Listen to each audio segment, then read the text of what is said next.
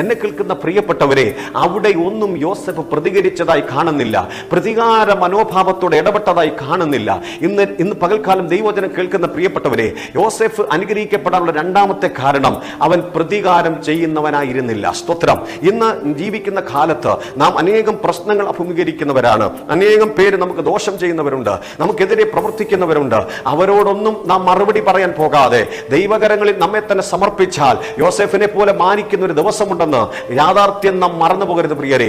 യോസേഫ് പ്രതികരിക്കാൻ ശേഷിയില്ലാഞ്ഞിട്ടല്ല, അപ്പൻ തനിക്ക് സപ്പോർട്ടാണ്, അമ്മ തനിക്ക് സപ്പോർട്ടാണ്. പക്ഷേ അപ്പന്റെയോ അമ്മയുടെയോ സപ്പോർട്ടിനേക്കാൾ ഉപരി അവിടെ മൗനം ഭജിച്ചു എന്ന് നാം വേദഭാഗങ്ങൾ പരിശോധിക്കുമ്പോൾ നമുക്ക് മനസ്സിലാക്കാൻ കഴിയുന്നു. പ്രിയരെ, എല്ലാത്തിനും മറുപടി കൊടുക്കാൻ പോകരുത്.